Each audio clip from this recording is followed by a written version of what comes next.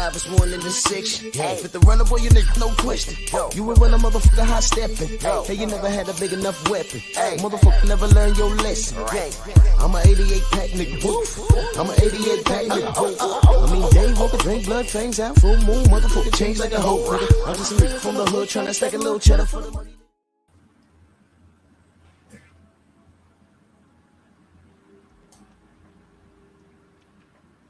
Yeah, buddy.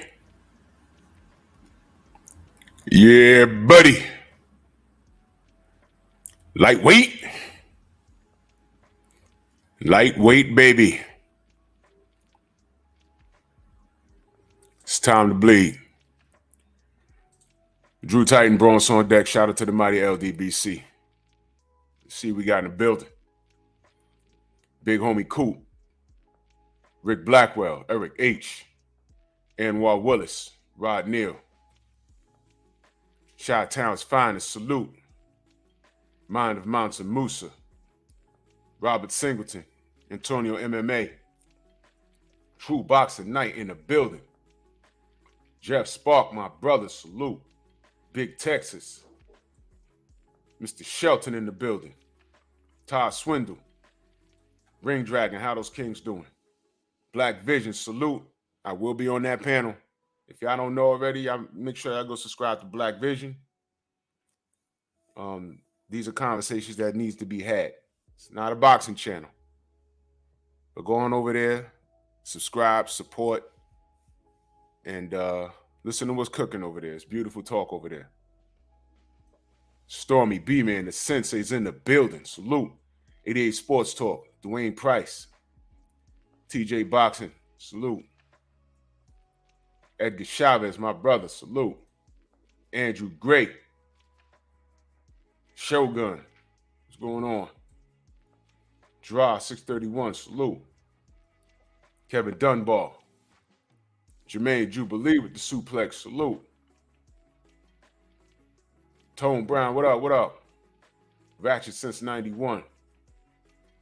Melvin Harris.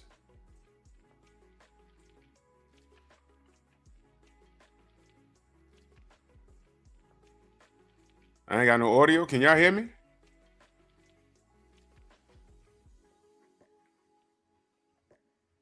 Can y'all hear me? Can you hear my voice?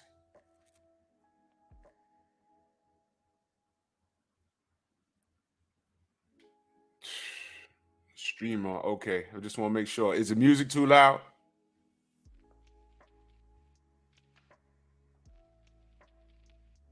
Okay. I got the music all the way down to 4.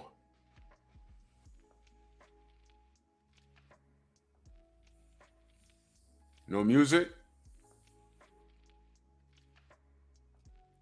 All right, cool. StreamYard on shaky legs. Well, let's get right into it, y'all. Let's get right into it. What's going on, Drew? Elijah, what's good, big bro? How you feel, man? I'm doing good, bro. Another day. Blessed to be here. Excellent, man. I'm glad you could join us. And a couple of brothers reached out to me in reference to your situation. And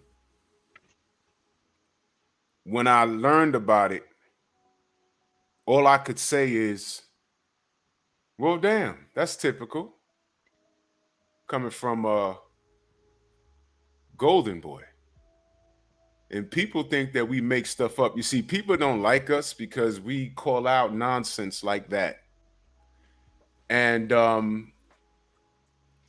before I get you to, I want you to introduce yourself to the audience. Everybody, you know what? I'll save that for later. But introduce yourself to the audience, and we're going to get into your situation. For sure, well, man. You know, I go by the Wolf, Elijah Pierce, the WXXLF. A reason for that, I'm always on the hunt, always on go for anybody who ready to step in that square circle.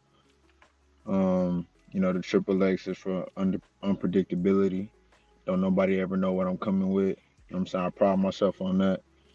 Being someone who, unexpected. I'm 26 years old, single father of one. You know what I'm saying? Everything I done got from boxing straight out the mud. You know what I'm saying? I was the first fighter from Oklahoma, from the state of Oklahoma to represent the state in the Olympic trials in 2016. Um, yeah, man, I didn't achieve some cool accolades in my amateur career. It was pretty short. I mean, well, I won't say short, but I started at 8, but it was on and off. I'm from Oklahoma City originally. I now reside in Atlanta, Georgia. I'm like between back and forth pretty much my whole life. Started from my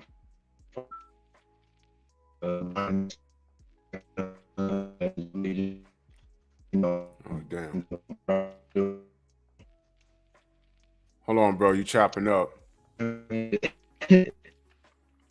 Hold on. Hold on, Elijah. You chopping up. Can you hear me? Gotcha. Yeah, I can hear you. You might be in a. Okay. There you go. All right. All right. Go ahead. Go ahead. All right. That's better.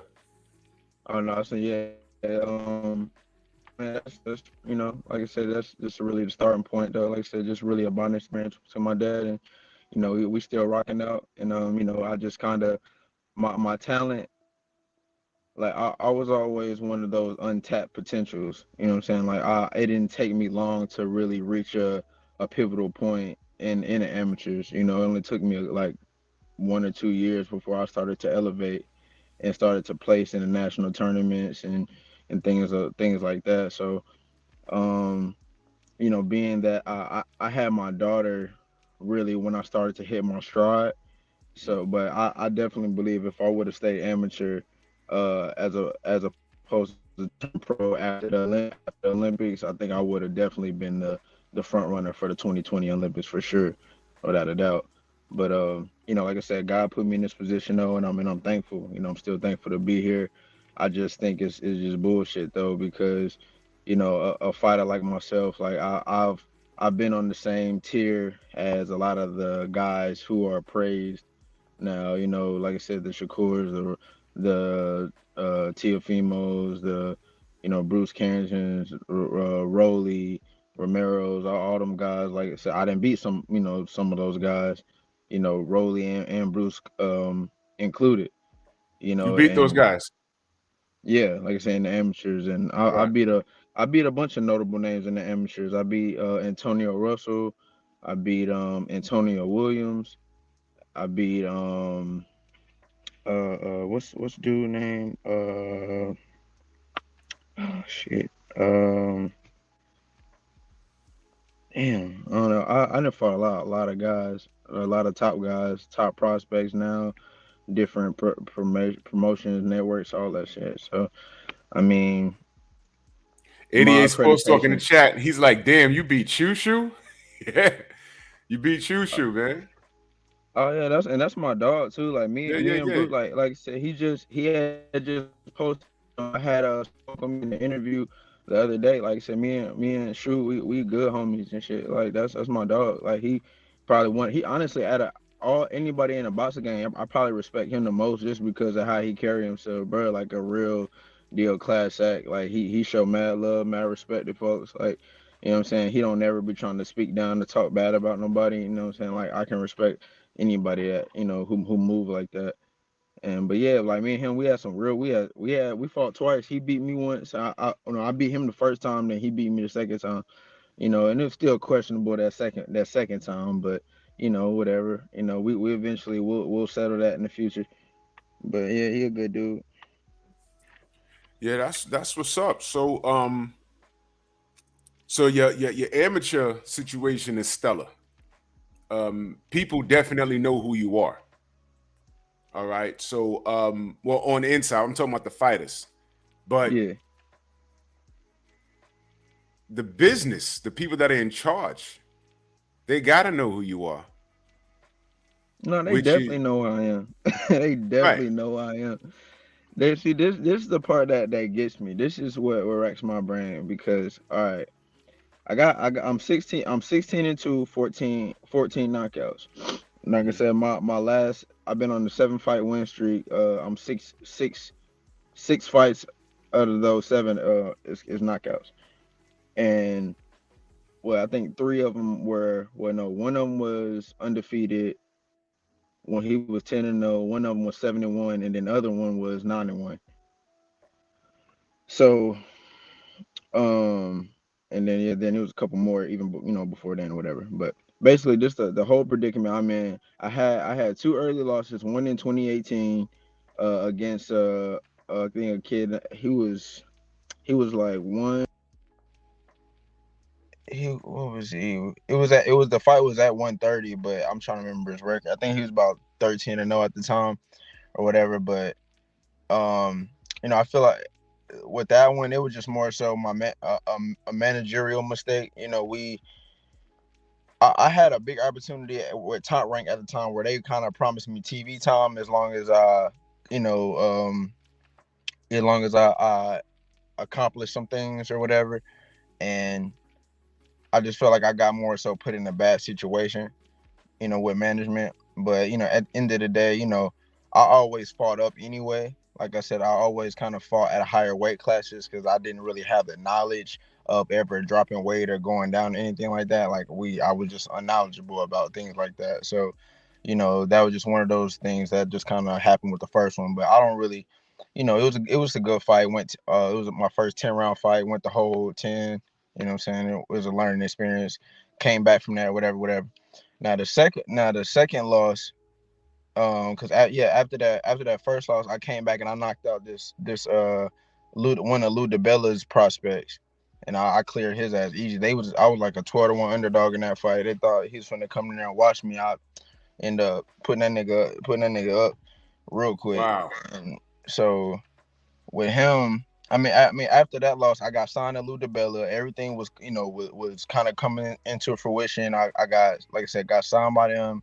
My next fight, was guaranteed TV. Everything was happening like it was supposed to. Then in 2019, like I had a homecoming fight or whatever, just to basically like solidify my contract and everything. Just to as a statement to like basically like a coming out party, basically. Mhm.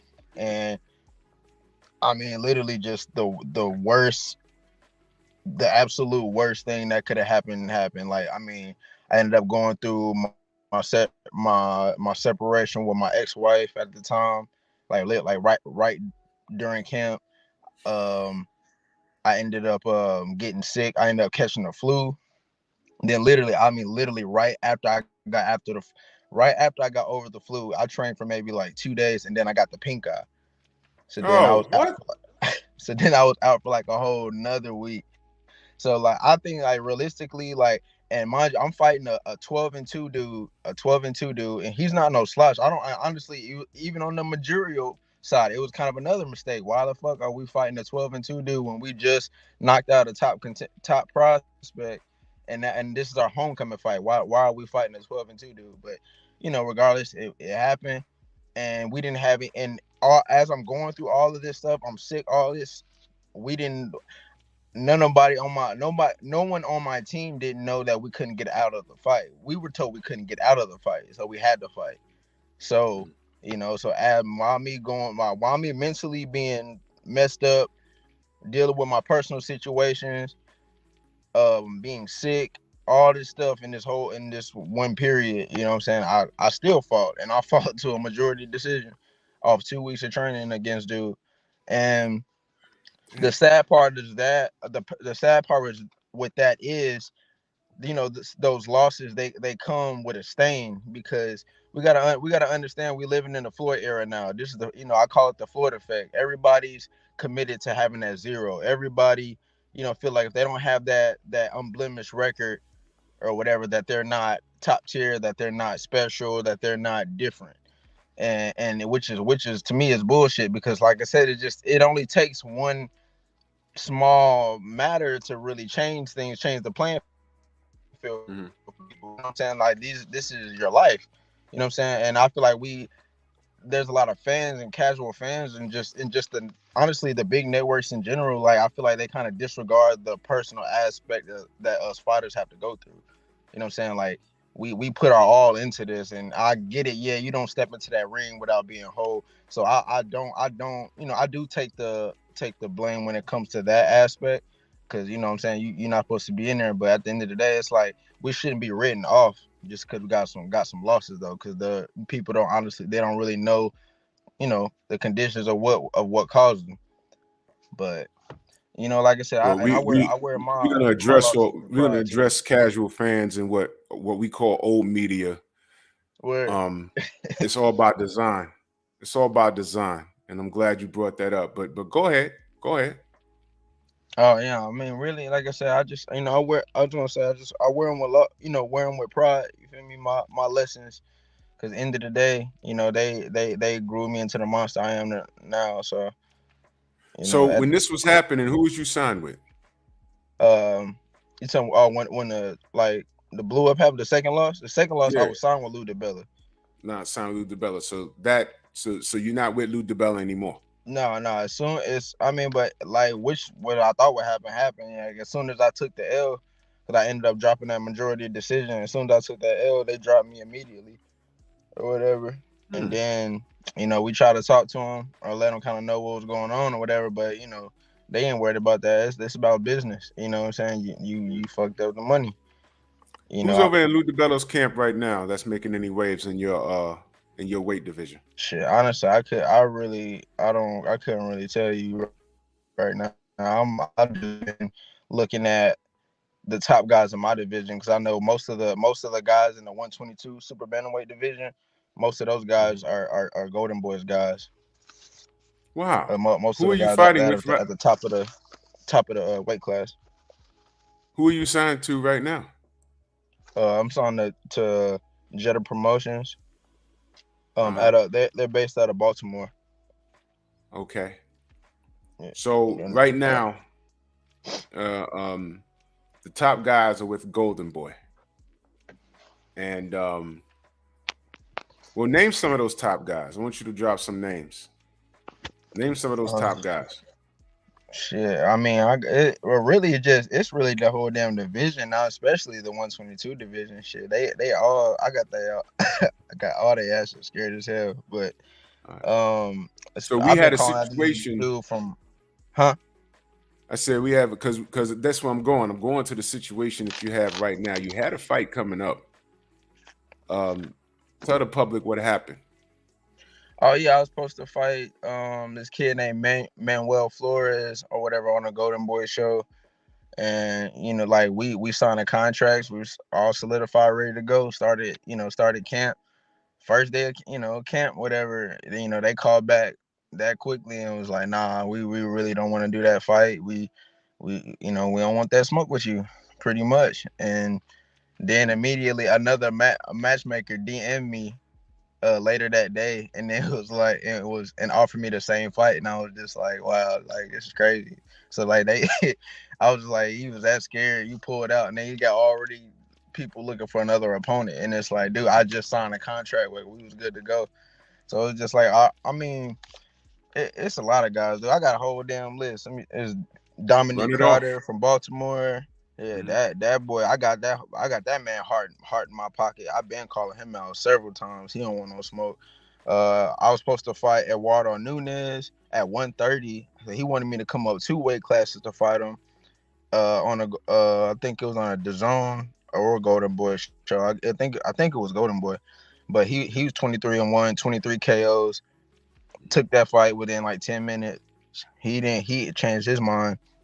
Me and Duke Reagan, that me and Duke Reagan, we cool, we homies too. You know what I'm saying? But I told Duke respectfully, I hit him up personally and was like, hey bro, you know what I'm saying? They giving me the opportunity to fight you, you know what I'm saying, in April. Let's do it.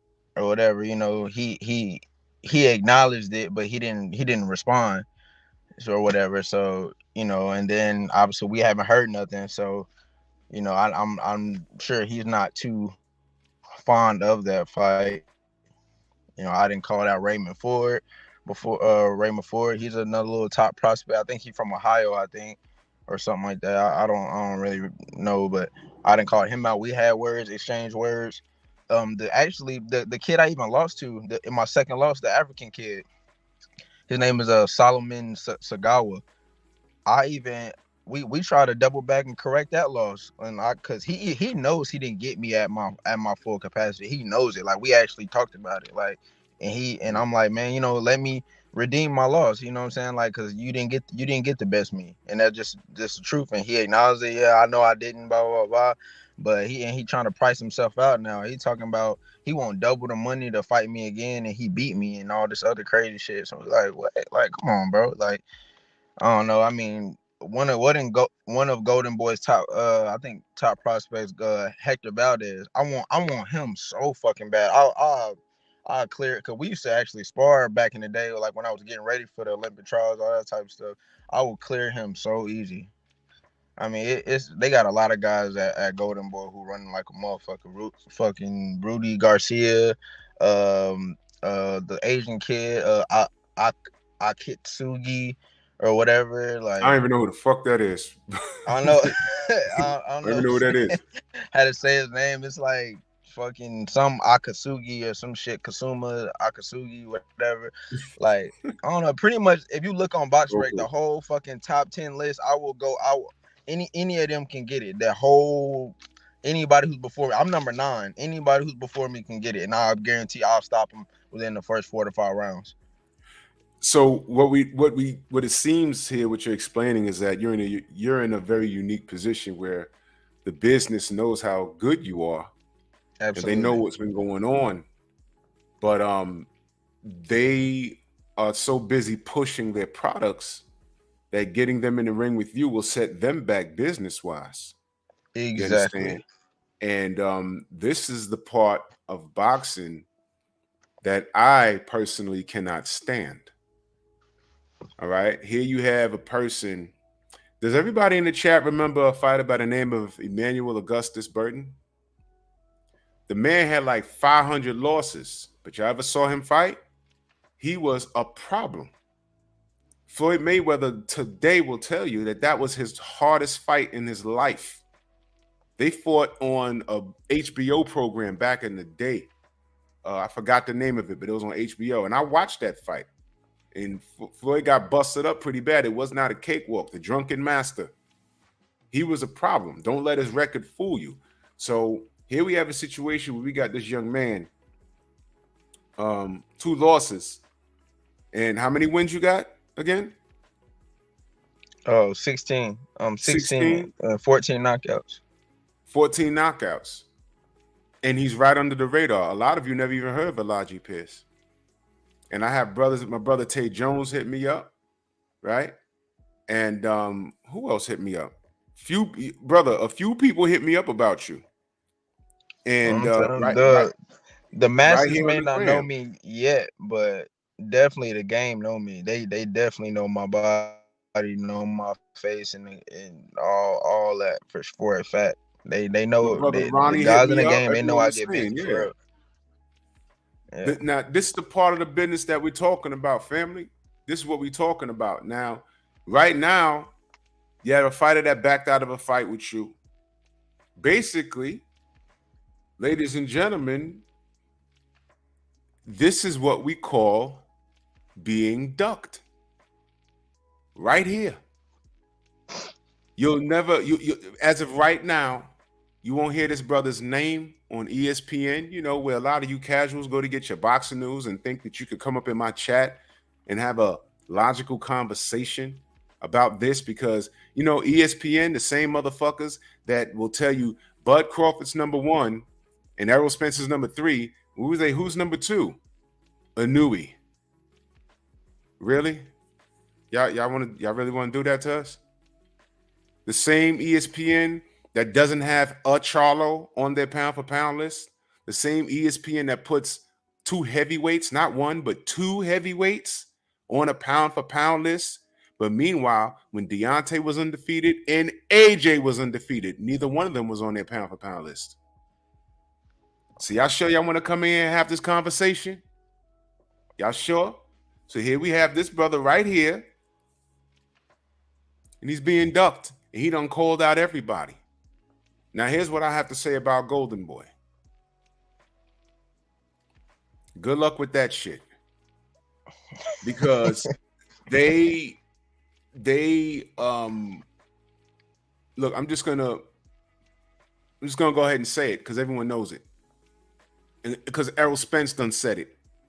And it was all over the media and people tried to blast him. But how about this? Instead of blasting people, prove them wrong and then blast them. Errol Spence told Oscar De La Hoya, I ain't fucking with you. You don't know how to treat black fighters. And y'all tried to go crazy out here in these streets. Nope. And let me remind you, Deontay Wilder was once signed to Golden Boy. King Kong Ortiz, Big Unk, was also once upon a time signed to Golden Boy. The Charlos was once signed to Golden Boy. Yeah. What did they do with them? Not a goddamn thing. Let me remind you, some emails got leaked a few years ago. Y'all remember that? When those motherfuckers called Al Heyman Black Hitler. You remember that? Those were real emails. Who was over there that we swore was going to speak up on the black community's behalf? Mr. Black Power himself, Bernard Hopkins. He didn't say a word. But he sure as hell got his ass up there and started buck dancing the other day. Al Heyman, you know, he got behind the Muhammad Ali Act, and yes, a massa. The fighters got to pay him 35%. They got to pay him 35%, and they ain't getting no work. You got all that shit to say now, B-Hop. Hall of Fame fighter. I ain't got nothing bad to say about his professional career, but for the life of me, I was like, man, why he going out like that? I never let a white boy beat me. Calzaghe beat him. I never let a white boy beat me. Kovalev beat him. And I ain't like that because Kovalev is a fucking racist. I never let a white boy beat me. He gets in the ring with Joe Smith and starts skydiving. And I said, well, why is he going out like that? And then this shit came out. You see, God don't like ugly. See, that's the universe talking. A lot of shit be happening and we don't. Am I connecting the dots? See, the universe doesn't lie. So here we have another injustice with another fighter. A lot of you never heard of Mr. Pierce. Well, now you have. There's about how many people ducking you, good brother? Would you say about 10, 12? How many people that can get to work, but are not looking in your direction? I want all their names, because what I want the family to do is go to everybody's mother effing Instagram with this man's picture and just put smoke with question marks. He'll be back. He'll be back. I want names because this is what we do here. I want names. I want names of the people that are trying to preserve O's. You see, you understand, boxing is a business, right? And I understand protecting your investment, but when it comes to Golden Boy, the reason why I bring that up and I lean on them the most is because they see value in everything else but they're black fighters. How the hell did you have King Kong Ortiz, Deontay Wilder, and the Charlos, and they left? How'd that happen? You know, we clown Bob Arum for letting Floyd get away. You had one of the greatest boxers in our generation. You had it. How the hell how'd you let that slip through your fingers? But he sees more value in guys like Lomachenko. You see what I'm talking about? He saw more value in that.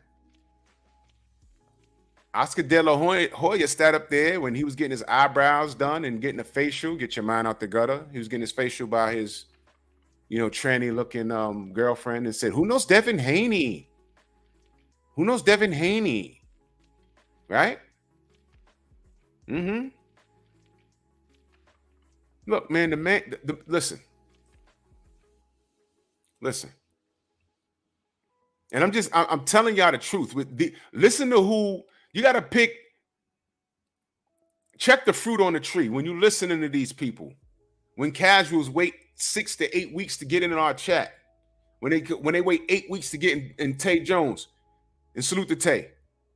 in the chat just to say something silly, just to quote something that, I don't know, somebody Skip Brainless said.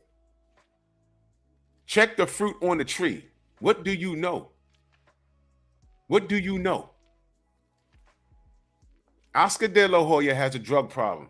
Oscar De La Hoya was running around with fishnets. Now, what you do in your personal business is your business, but here's why I'm bringing that up. Here's why I'm bringing that up. He was doing that while high on drugs. He was doing that while he was high on drugs. And on a business aspect, what makes you want to break bread and do business with a person that shoves kitchen appliances up his behind?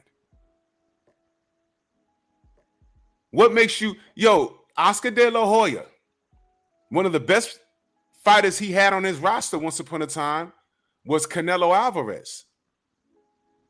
On a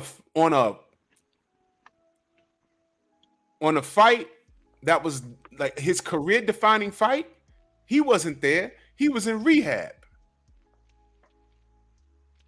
He was in rehab. The night that Canelo fought Floyd Mayweather Jr., he went to rehab, y'all. Now he got fake abs and he's shadow boxing and Speedo's talking about, I need to get in shape because I gotta look good in a thong. He just said that last week. Check the fruit on the tree, because he's being fruity, but check the fruit on the tree. Elijah Tay Jones in the chat. He said, what up, man? What's happening? What's happening, Tay? Yeah, my bad too about that. I don't know. My phone just wigged up. Nah, it's all good. We here. So this is what we're dealing with. So when you get guys like Oscar and some people want to quick to throw the mic in his face, pull your mic back because you don't know where his mouth has been. This is foul. Bernard Hopkins is from Philly, and he comes from an era where they didn't deal with suspect dudes like that, just off a rip. Why? Not because of their sexual preference, but because this guy's doing lines all over the goddamn place. Do you want to do business with a guy like Oscar De La Hoya? Are you going to listen to this dude when he tells you, who knows Devin Haney? So if he could say that about a kid who eventually became an undisputed champion, the youngest one, I might add, are you going to listen to him when he talks about Elijah Pierce? He sees more value in the Nunez's and Lopez's on his goddamn roster. He's actually looking out for his people. I get that. And that's why we're here, because we're going to look out for ours. So what I need from you, Elijah, I need a detailed description of everybody that can get that work that is not giving you the work for reasons that they can only explain. Because what we're going to do is we're going to hop in everybody's DM. They're going to think they're sexy bitches. They're going to think that they're sexy hoes when we deal with them, because we're going to put a picture of you and say, no smoke, with a question mark. We are the narrative. Us. There's no other. We ain't even got to get technical with it. I try and keep it so simple over here, because social media is a blessing and a curse. The great part about social media is that you can actually reach out and contact the people you want to contact. That's also the bad part, because it gives fools a megaphone all around the fucking world. Because a lot of motherfuckers. Not to cut you off, I definitely agree with you on that, for sure. Oh yeah, because these motherfuckers, it's so crazy. Like, I'm DMing these guys, I'm coming at them, most of them respectfully. Only time I don't come at them respectfully is if they already kind of come at me, with that energy off rip. You know what I'm saying? I'm a very humble, respectful dude. I don't even, come at people crazy like that. But it's like, as soon as I actually call someone out, a lot of these guys, they get offended. Like, they get so butthurt. Like, oh, you won't call me out? Like, what the fuck else am I supposed to do? We both fighting for positioning. Respectfully, brother. I know you heard this before, but it bears repeating. Closed mouth don't get fed. This is not the time to be humble. You trying to eat. And these motherfuckers All that humble shit, you starving. You got a Word. family. This is what you chose to do for a living. You got a child to take care of, and God knows what else. You sitting in the vehicle. You probably paying a car note. All right, and they're not trying to let you eat. Last night we were supposed to have Mike McCallum on, but he was going through some issues in Vegas or whatever. I don't know what was going on. I'll talk to him probably today. But one of the major complaints Mike McCallum had in his career, when he was getting started, the Sugar Ray Leonards and Marvin Haglers was on their way out the game. I heard he had a conversation with Marvin Hagler, and the conversation was, hey, man, this boxers are an alumni. We're trying to feed each other. Why don't you give me that opportunity? And according to him, because I heard him say this on another channel, Hagler just shook his head and laughed and was like, no, meaning like, I didn't want to do that on the way out. But that would have meant the world to Mike, because that would have set him off. And especially, I'm going to put the racial spin on it. Those are two black men. They're supposed to help each other eat. You dig what I'm saying? You understand? Right. So the problem I see is when these fighters, when they're listening to their managers, okay, that's one thing, because this is chess.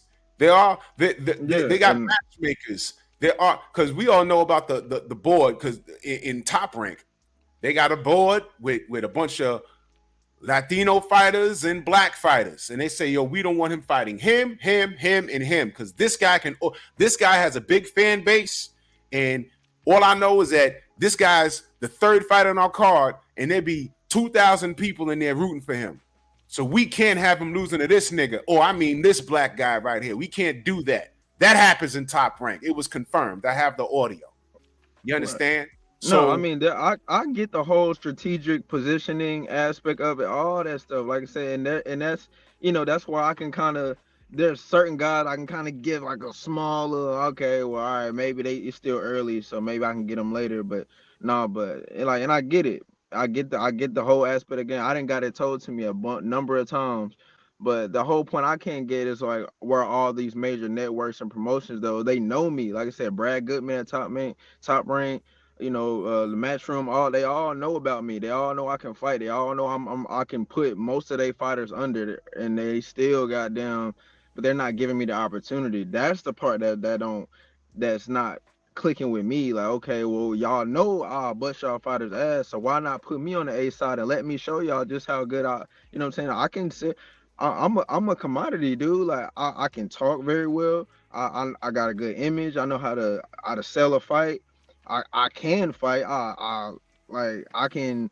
I mean, it just I'm very untapped, man, and I'm tired of not being given my just due, considering what I've done in the sport thus far and what I'm capable of doing. Because I'm really one of them ones, and I'm bringing something different too. That's why all the like. Since you had brought up Emmanuel Augustus earlier, I'm often compared to him all the time because we have a similar fighting style or whatever. Like,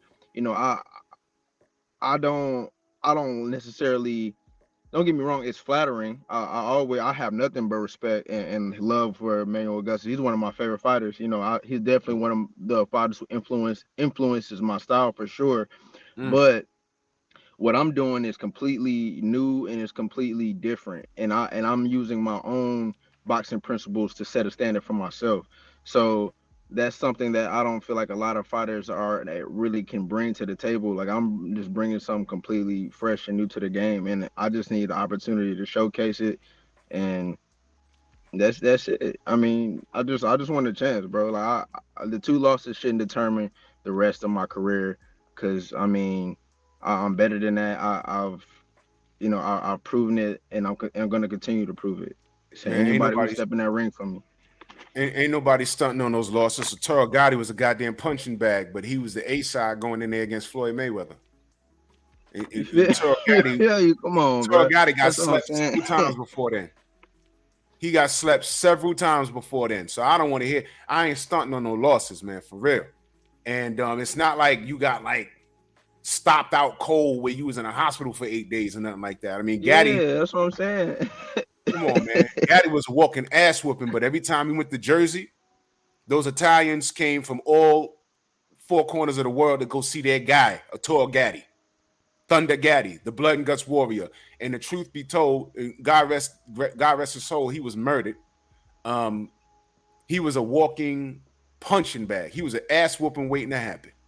But it was fun to watch. You understand? That's not you. And people know who you are. And in my opinion, because I'm not the pro, but in my opinion, in this day of social media, we got to use it for what it's for. We can reach out and touch these dudes. And moving forward, it shouldn't be just you reaching out and contacting them. And this is a gladiator sport. You ain't got to be nice. I mean, you could be cordial with the dude you cool with, but these other dudes, because you got to understand. For example, those Golden Boy guys, if Oscar sees value in them, he's not putting them in the ring with you. His job is to protect his investment. That's something that, Bob Arum did for Manny Pacquiao for 5 years, which is why we didn't get Floyd versus Manny for 5 years. Just to digress on that, no disrespect to Manny, but that fight got halted because of Bob Arum for 5 long years. It wasn't Floyd's fault. Because he saw value. Oh, he shit. said, I mean, damn, if y'all gonna, you can't have that many goddamn investments that you that involved in. If you don't want to put none of them against me, that don't even make no damn sense. And like, what? Well, and this is what I'm saying. This is why you ain't got to be nice. Yeah. No. I'm just saying, like, I'll be just coming at like, hey, you want to fight, like, straight up, like, and I'm just saying a lot of them will get offended. Oh, like, and then so I go ahead and apply pressure. Like, okay, nigga, fucking fight. Like, you know what's offensive? Huh? You know what's offensive? You got a mortgage to pay. Oh yeah. Yeah, that's offensive. That's offensive. That these dudes that'll smile in your face at a fight and shake your hand and do a pic for the gram and do a TikTok dance with you. Whatever the fuck is these young cats are doing. But they ain't gonna give you an opportunity to eat. That's offensive. That's offensive. We got to bring it back to the basics when we can. You understand? And if they're not giving you an opportunity to put steak on your plate, motherfuck them. This is a dog situation. You heard me? Nah. I'm saying a lot of these dudes in the fuck, they just in the way, bro. Like, honestly, like.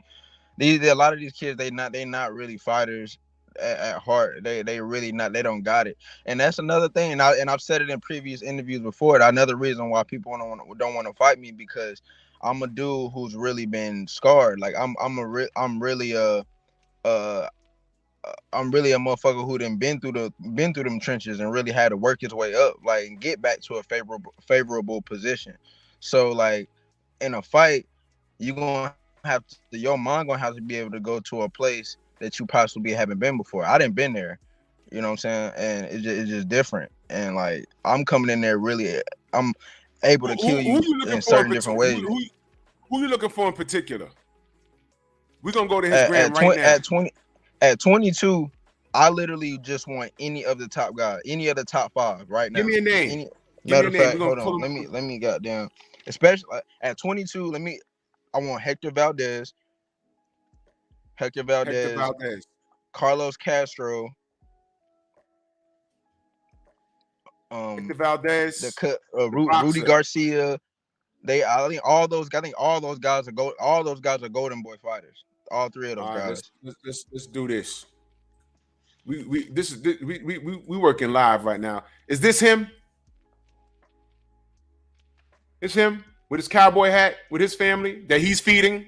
It's a nice house. Is that him? Hector Valdez Jr., this him? That's him right there with his beautiful family.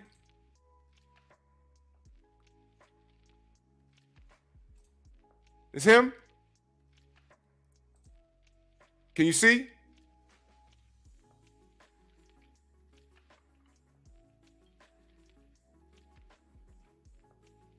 Is that him? Elijah, you can hear me? I can't hear you, bro. Come out and come back in. Leave and then come back.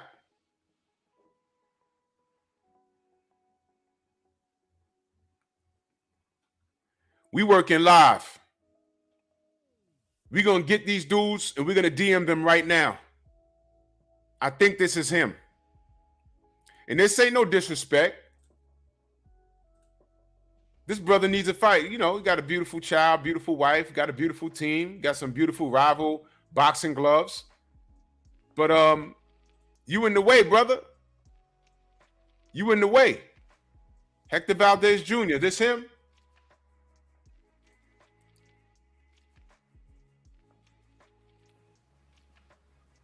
You hear me now, bro?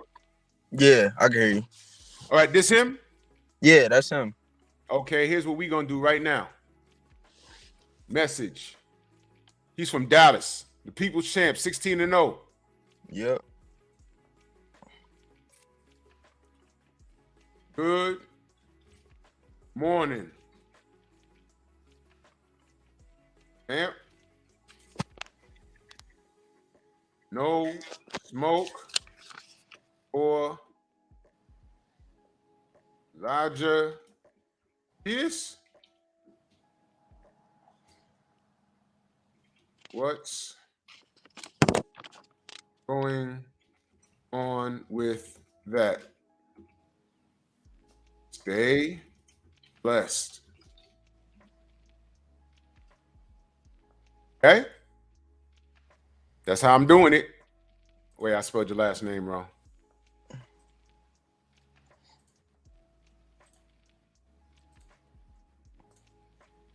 Ladies and gentlemen, DM Hector Valdez, and that's what you say.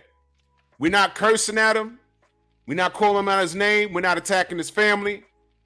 We're asking, what's up? 10:22 Bronx time. Good morning, champ. No smoke for Elijah Pierce. What's going on with that? Stay blessed. There you go. DM. Next. Give me another name, good brother. Shit. I wonder if you got an Aldrich. Carlos Castro. Carlos Castro. Let me see. Carlos Castro. Dominique Crowder. Wait, hold on. This him? No, I got you. I'm trying to see if. Yeah, I'm This pretty him? sure that's him. This him? Yeah. Okay. Yeah.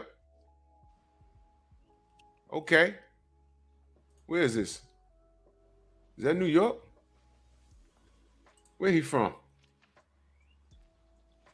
Oh, he Mexican. Mexicano. Okay. All right, good. All right, this him, right? Carlos Yep. Castro. This him. Mm-hmm. Oh, he fought Brandon Figs. Yo. Brandon is a weirdo. No, seriously, he like the Joker. That's his gimmick or some shit. Oh shit, I don't know. I mean, I don't know, bro. Now don't respond. Lead that shit to us. Okay. Now let's DM this brother. Good morning, champ. And for those of you that speak Spanish, y'all know what to do here. No smoke for Elijah Pierce.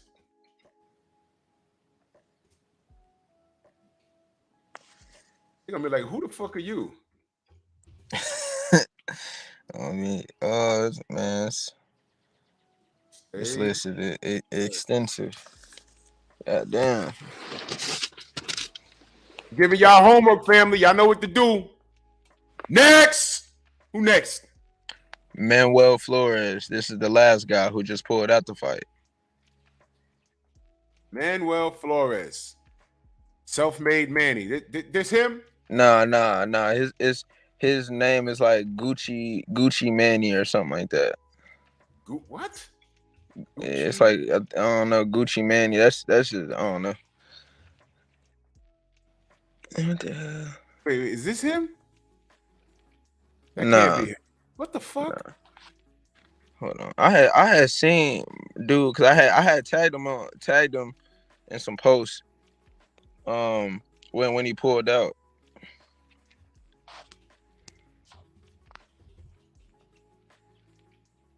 I ain't even gonna click on that. That's some dude in shorts squatting. I don't even want to know what that is. Gucci Manny. Hold on.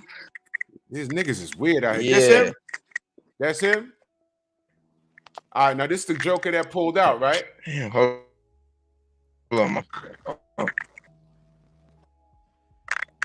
Wait, go back up. Yeah, that's him. Yeah, that's him. Him. All right, we're gonna DM him too. Nigga said Gucci Yeah, that's him. Manny. Okay. Absolutely. All right, we're gonna DM. According to Elijah Pierce,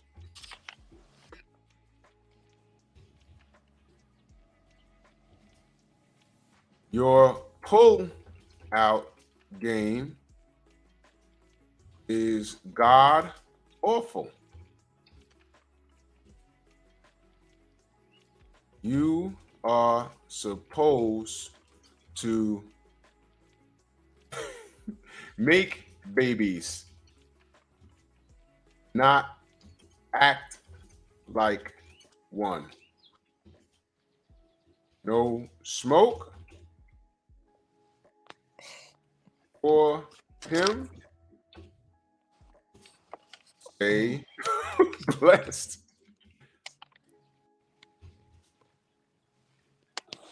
Seriously, though, the young man is disappointed.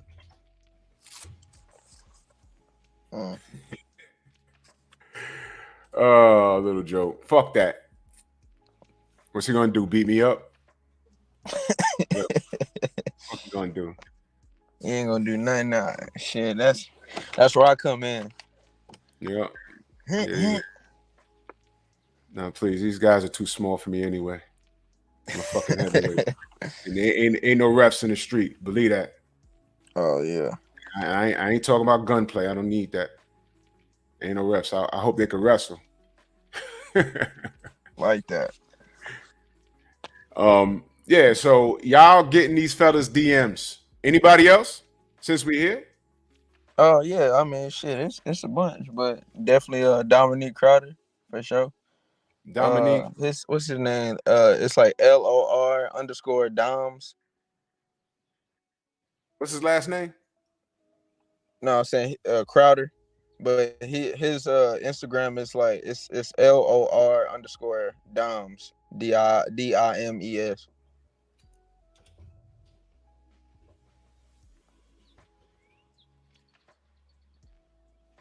Yeah, what a I. It's what a like dimes, like Oh, Dimes. Oh. yeah. Dimes Yeah. Crowder. Yep. This him? Okay. Yeah, top tier bitch. Wait a minute. He's sponsored by OnlyFans. What's going on with these fighters? I ain't even gonna ask. Bruh. Nah, ain't nothing wrong. I ain't even tripping on ain't nothing wrong on the fans bar, but that nigga is a whole clown. Like when I tell you I got that man whole heart in my pocket, like bro. All right, let's go with that. Go. Elijah Pierce said you need to retrieve your heart from his garage because it is stinking up the joint. Real spill. Fight the young king. Stay blessed. I hope y'all getting this in the chat. I hope y'all getting it all. Next. Shit. Let's try. Goddamn. What's the real name? I wonder if he got a IG. That Ole Dovhun. Who? OLEH Uh-huh. DOVHUN.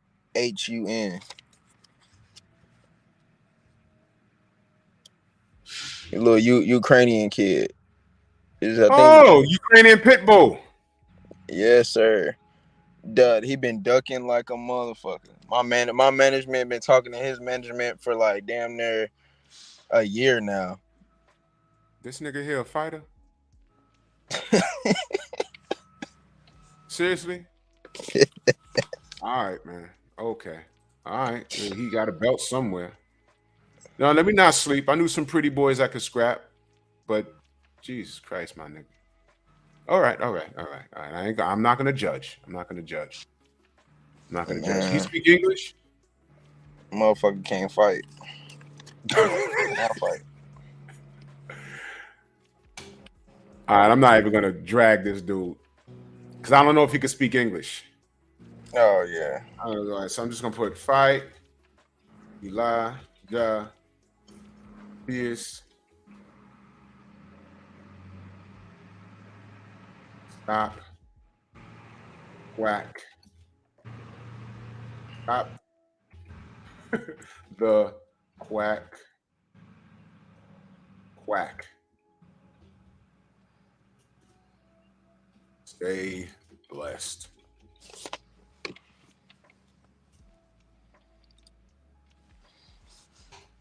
That's only, I'm keeping it simple because I don't know if Steve Elder Max said he wrote him in Ukraine. Yes, sir. Yeah. Who next? Man, let's go ahead and send that smoke to Raymond Ford. Matchroom fighter. Savage Ray? Yes, sir.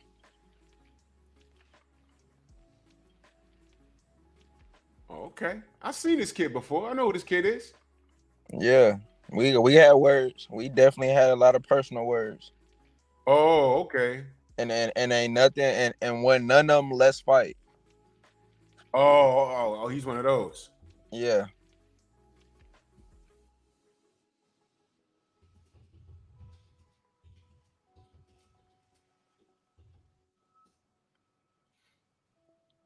He damn near he had almost lost to my sparring partner.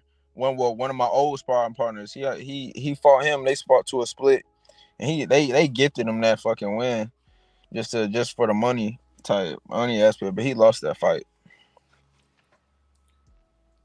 Right. I had told him right after that. I said, "Yeah, you lucky you ain't getting there with me. I would have retired your ass early for sure."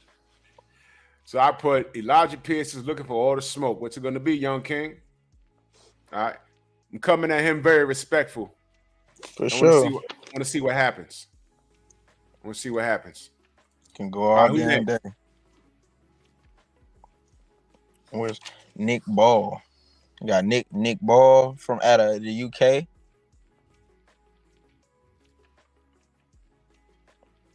I really wanted that fight. All right, this him right here. Yep. All right. All right. This is gonna be all right. All right. Elijah Pierce said Elijah Pierce just told me Nick Ball has no balls, but he plays with balls that hang low off of tall men.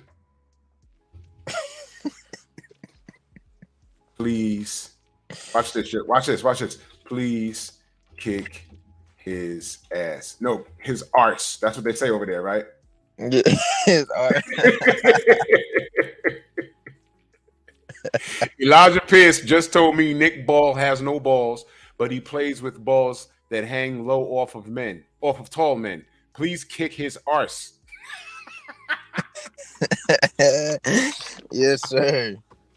All that smoke.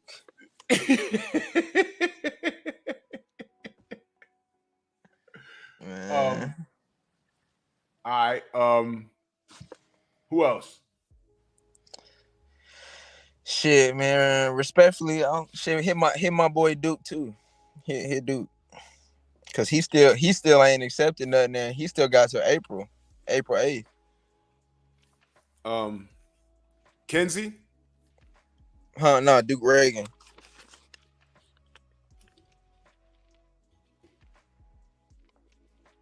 Oh, what's a A? Ragan. R.A. Okay. Yeah. G.A.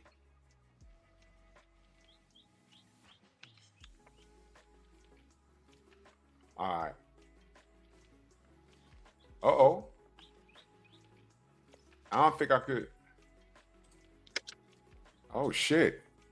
I think I got Yeah, I can't DM him.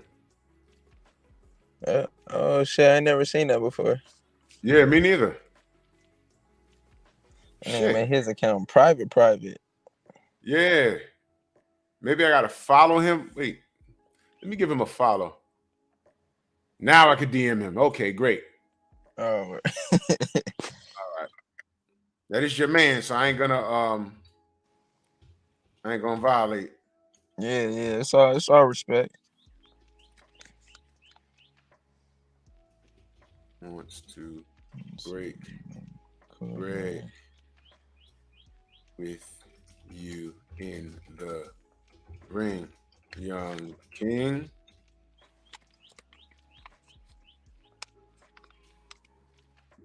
I think you guys can make that happen.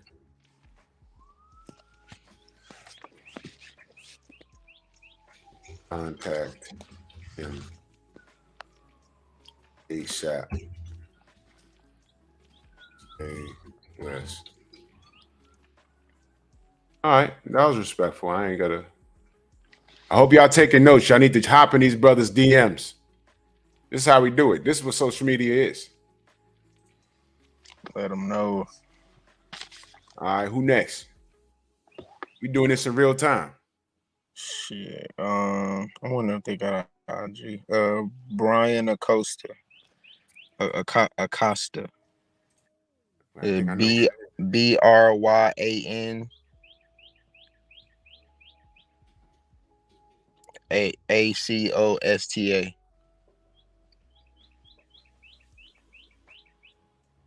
Who the fuck? Wait a minute. Is that him? No. Wait. That's not him. Is that him? Brian Acosta. It's like a little Ryan Garcia looking dude. Is this him? I can't see. Let me see something. No, I ain't request to follow him. Cancel. Unfollow. I can't even see. Shit. Bro, the rest of these dudes is just a bunch of Hispanic dudes. I don't even know if they fucking even got Instagram or anything like that. But all them niggas got Instagram, man. Fucking mob. English. Yeah, then this where was he from? Fucking Uzbekistan or some shit. I don't know. My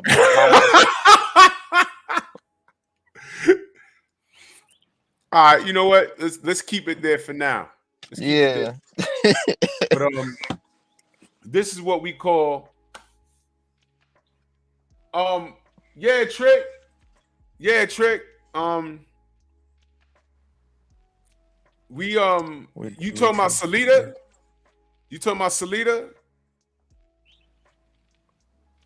Wait, because my brother Trick is connected. You know what I mean?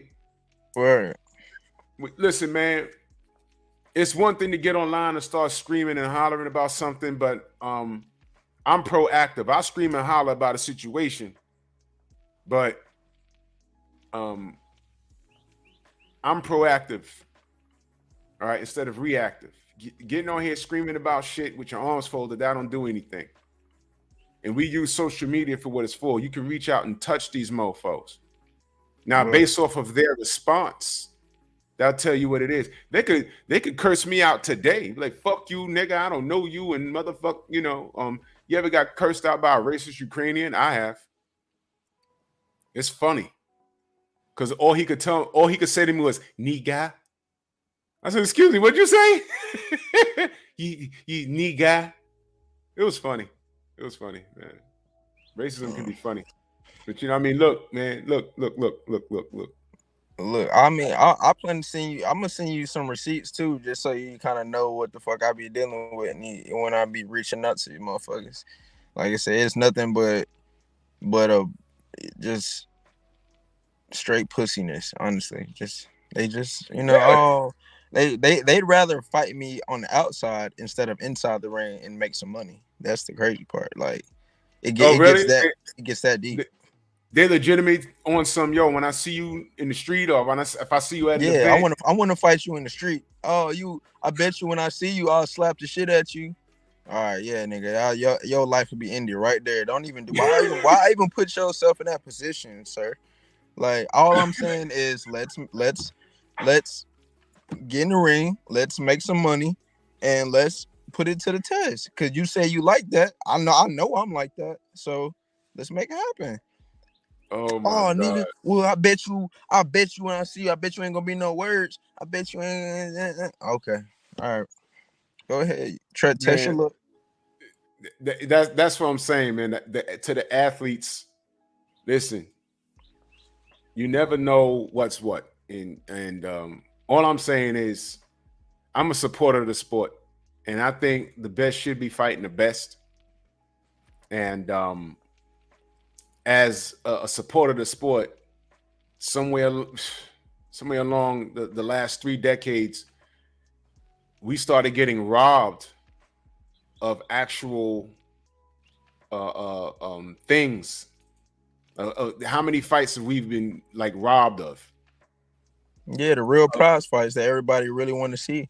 Right. I mean, people look. This sport is so foul nowadays. And some fans are good with it as long as their favorite guy, you got your fucking guy on the poster in your room and shit, looking gay as fuck. You understand? And if your guy's in this witness protection program, you cool with it. That's not the cloth I'm cut from. If there's a fighter that I support, I want him to clear out everything around him so that he leaves no doubt.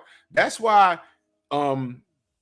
as an American fight fan, the only reason why I hated Lennox Lewis in the 90s was because he backed up all of his talk. And I said, man, can someone get this guy? And I mean, I celebrated when Hasim Rahman knocked him out, but I knew how the rematch was going to end. I knew why that happened. And but the reason why, it's not that I didn't like Lennox Lewis for shitty reasons. I'm like, man, this guy's so good. To this day, I'll tell him to his face. I said, man, I hated you because you were so damn good. That's all that was. He was so damn good. And that's why we support guys like Errol. That's why we support guys like Devin Haney. That's why we support guys like Deontay Wilder. They're so damn good. And they have great storylines. And what we are quality control. What we just did just now with the DMs, that's quality control. Because back in the 90s, I couldn't DM any of these fucking guys who I felt were ducking. I couldn't do it.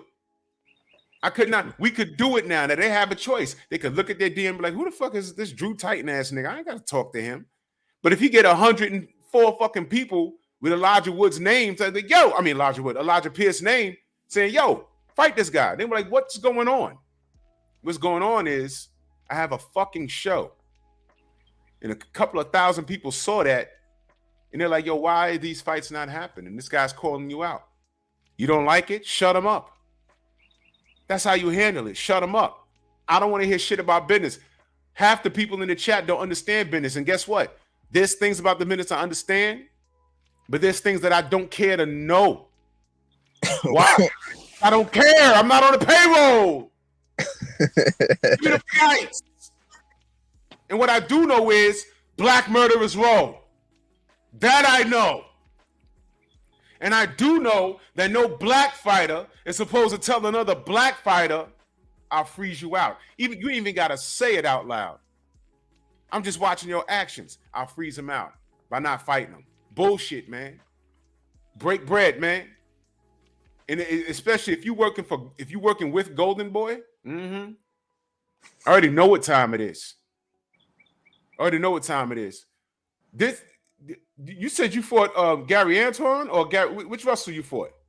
Is that that? No, not that one. That's the youngest brother. No, I fought the middle one. Oh, right behind him. Yeah, the Antonio. Okay. Yeah. How was that? Is that on YouTube? Can we see that anywhere? No, I got a video. I gotta find it. But yeah, it's I got a video somewhere. Yeah, I'd like to see that, man. I fucks with the Russells. They were definitely good. It was a good fight for sure. Ain't work out. Ain't work out too well. That was when really people started, like, in the amateurs. That was when I started to make a name for myself after that fight. As a matter of fact, like after that fight in amateurs, everybody like, okay, who the fuck is this? Like this kid nice. And then I kind of just started, slowly creeping up on the scene after that. Yeah, man, that's what's up, man. But we proactive over here, man, and we want to get the news out. You know what I'm saying? I respect that. I appreciate it too. Like, no doubt, man. That's what we do, man. That's what we do because we've been robbed as supporters of the sport, man. I mean, listen, I share this for a reason. I got a younger relative. When Manny Pacquiao and Floyd Mayweather started being mentioned in the same sentence, he just started high school. By the time the motherfuckers fought, he was in his first year in college. And I'm taking days off for work, having a fight party. And my cousin was like, yo, they fighting? I said, yeah. He said, wait a minute. They just now fighting? I was like, yeah. 5 years. 5 fucking years. he done grew a beard and everything. It was crazy. I was like, damn. I said, you realize he didn't even have a connecting beard. He just started high school. They didn't get in the ring until he was just going to college. I was like, that's just one of those things, man. We gotta, although we are, we're a part of the casualty as well. You know what I'm saying? Dealing with like the way these networks and business owners are operating. But it's still up to us to also take that self accountability too, and not join in with they bullshit and like try to write fighters off whenever we get get a loss or anybody, has, they fight top competition and they might not come out on top. Like, cause that's the one thing about MMA fighters. It don't matter how many times they get their ass busted up 3-4 times, 4, 5, 6 times, still getting championship title fights, still, you know what I'm saying? Cause it's all about top competition, fighting the best competition, ultimately proving and solidifying that you that top guy. Not, oh yeah, I beat a bunch of fucking guys I had my management pay to have me fight a bunch of guys from out the country who beat a bunch of cab drivers in their own country, and then fucking now I'm beating people with these souped up ass records or whatever, and then now all of a sudden that solidifies me a title shot, and now I get in the fight for a title when I ain't really fought nobody. Rankings don't mean shit anymore at all, but that's how they're being used. And that shit is just so goofy, man. It just I've even, like I said, to hear it come out of these executives' mouth, you know what I'm saying, like the Brad Goodmans and all these guys, like they're to hear what's being going on with me is just like, it's so like just kind of disheartening, because it's like, all right, so literally how do I maneuver when I'm too good to get a B-side fight, but somehow not good enough to be signed or be put on A side. So it's like because I didn't took losses or whatever, and I'm considered non-marketable now, apparently. Well, you're not marketable because, again, it's all about perception. They don't see value in you, and I could play the black card on this all day long. This is their job to prove me wrong, because Right. I can't name one Latino fighter with your record on Golden Boy that Oscar wouldn't see value in. That's just what it is. And we have the receipts on that. Errol Spence told him, you don't know how to promote black fighters. You don't care to. You don't care to. My brother Steve Elder Mack, he's on it. These are all the DMs. He's on it. He's on it. Thank you, Steve. He's on it. Yes, sir. Thank you, Steve. Let him know. Everybody get on it, man. This is what we talk about. But we're in a position where we can actually make some noise about it. This isn't the 80s. You know what it was? A lot of y'all probably were children or wasn't even born. Do y'all know what the fuck it was in the 80s? By the time I bought KO magazine and Ring magazine, the news was already a month and a half or 3 months late already. The fighters are already in camp, midway through camp. There was no social media, y'all. We're in the microwave society. We can get shit out now. I just reached out to all of these fighters. Now, what they do with that information is entirely up to them. Some I clowned, most I didn't. Oh, what's up? You understand? This is bullshit, man. This is bullshit. This brother's sitting here with a decent record. He ain't been blown out the water yet. He ain't been knocked unconscious and put in a hospital. But how many of these guys gets opportunity after opportunity after? How many times are they going to beat up Yuriorkis Gamboa? That's what I'm saying. You feel me? Like, come on, dog. God. And I remember when Yuriorkis Gamboa was a pound for pound. He was in the he was that dude, guy, man. He ran into Bud. He ran into some trouble. Ever since then, it was like, and listen, let me point this out. Speaking of Gamboa, y'all remember when the fight to make was Gamboa versus Juanma Lopez? Y'all remember that? To me, it was like yesterday. That was a buildup. Puerto Rico versus Cuba. There was a buildup. And what happened? Juanma he ran into Solito, and that was the end of that. And I said, fudge. And then that's when Gamboa ran into Bud. You see what I'm talking about? When you want to let fights marinate, let it build, somebody could fuck around and lose. Who would have thought that, let me think of a good one. Oh, Vladimir Klitschko. I'm watching HBO one night, and he gets in the ring with a big old South African. And what happened? Ain't nobody saw that shit coming. We were like, whoa, whoa, whoa, what the fuck? Stopped them. Yo, and guess what? You know what? Right in front of y'all face, there's something that happened with that. Y'all didn't even realize it. Guess what? You know he never ran it back. You know he never got that win back. And that was his first loss by stoppage. In Germany, I believe. Right in your face. Y'all didn't realize it. He fought a Klitschko, but he fought Vitaly next. Did y'all peep that? And nobody said anything. I said something. Whenever I see a fighter lose, and I'm like, oh, he got to run that back. All right? He never ran it back.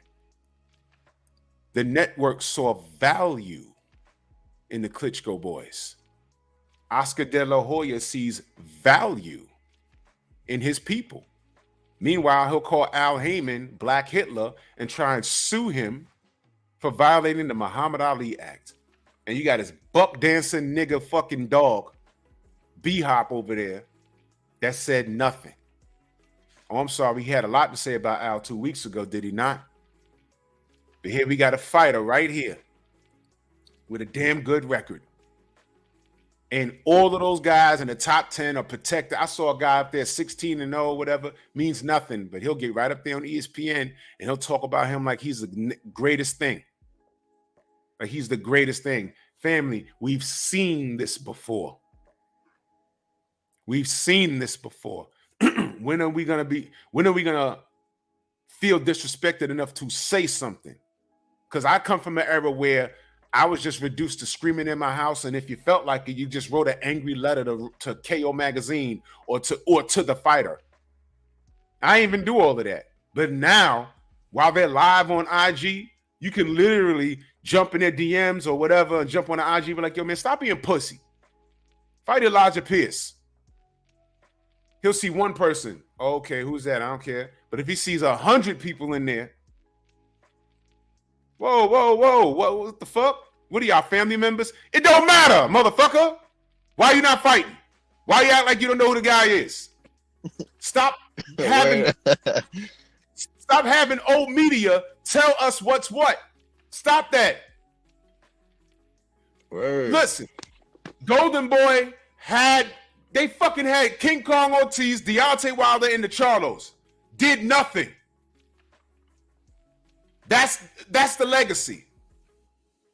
Cross-dressing Oscar De La Hoya, who likes to play with his butt, who told y'all he's trying to get in shape so he can wear a thong.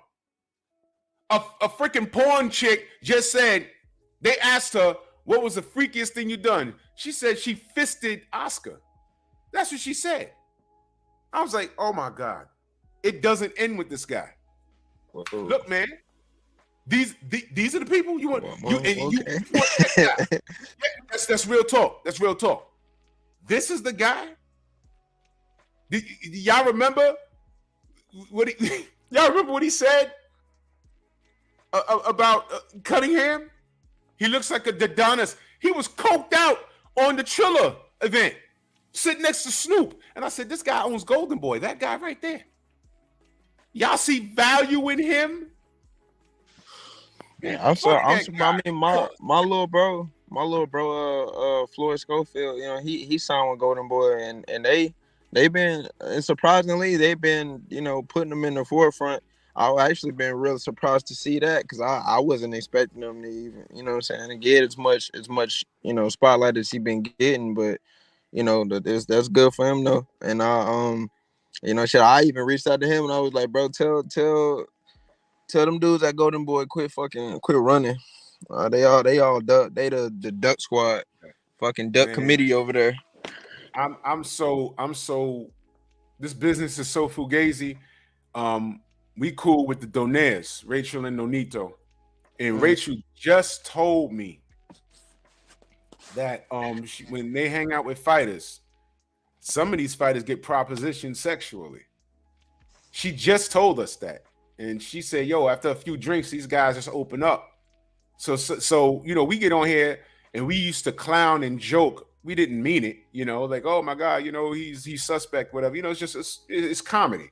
But Rachel just told us, press one, salute the champ side. Press one in the chat if y'all recall Rachel Donaire saying that these dudes get propositioned from other men. That happens in boxing. I said, you know what? I was joking all these years. I didn't know that was real. I had no idea.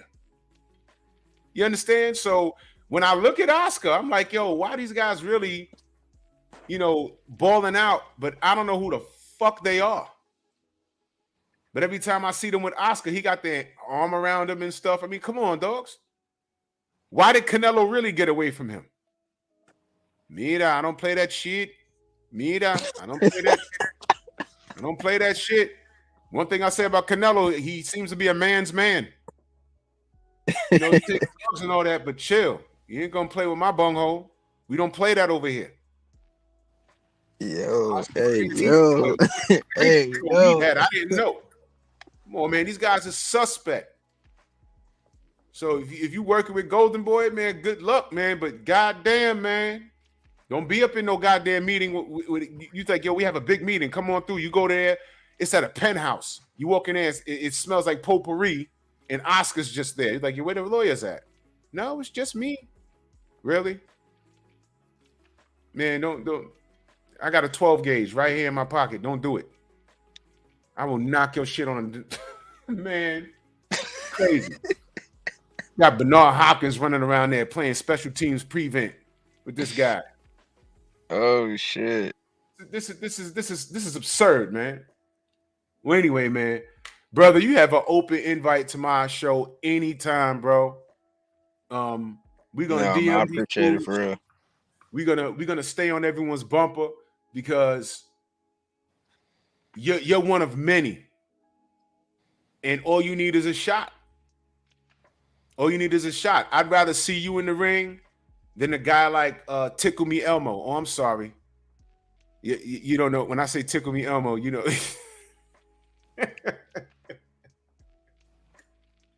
Chat. Who am I talking about when I say Elmo? Who am I talking about? Watch this. Lord forgive me because that young man's from my city, and I don't fuck with him at all. Word. Yeah, Chris Colbert. You know him? You know him personally? Yeah, Chris. I mean, I don't know him like that, but you know, from the amateurs and shit. Yeah. Fuck that kid, man. Motherfuck that kid, man. Fuck that kid, man. He did something real foul. I mean, first of all, he's walking to the ring with sombreros on. Oh, let me say this. Brother, never do that. Never. If you black, don't ever fucking wear a sombrero to the goddamn ring. It is ridiculous. When Roger Mayweather was doing it, he was making a statement because he was known as the Mexikiller at one point in his career because he was beating up all these Mexicans. Floyd did it when he fought Oscar De La Hoya in honor of Roger. So I understand why he did it. Chris Colbert truly does not like black people, as black as his ass is. I mean, the motherfucker's nighttime black. I mean, the motherfucker will sit in a dark room and smile, and all you see is his eyeballs and his fucking teeth. I mean, it's like the motherfucker's midnight black, stroke of midnight. All right, the motherfucker's 3 a.m. black. And he sat up there in front of a bunch of white folk. And after he had won a fight, and they say, well, where's your next fight? And the kid's out of Brooklyn. So automatically, I would support him because he's from the tri-state. And he sat up there and told those white folk, he said, we got to come out here. We got to support because my people, these people, they don't support. Told my black people. I said, you fucking come to the ring with a sombrero on, not a goddamn kufi. You don't wear no African garb. You from Brooklyn wearing a fucking sombrero, you stupid nigga. My people don't support. What the fuck? He lost me right there. So when he got in the ring, with what's that brother's name that Tank just stopped? Garcia. I said, man, salute to the Dominican Republic. He took him on short notice and beat and he came in there with an OnlyFans skirt with the gay flag colors all over his outfit. I don't know if someone told him that or was he paying attention? You know what I'm saying? I said, why is he coming in the ring with pink hair? Whether he dyes his hair these weird ass colors, and then he got OnlyFans on his trunks. First time I saw that. Now, if they paying, you playing. I understand, because sometimes these niggas is hoes. But he comes in there with a skirt, and then I said, why he got the gay flag colors all over his uniform? I said, hold on, who did that to him? And he's too stupid to even realize what the fuck that was. And then he gets knocked into a cartwheel. Garcia hit him and he did a full somersault on the ring. I said, I'll be fucking, look at this. Look at this. And I was like, good. My people, these people, I hope none of your people saw that.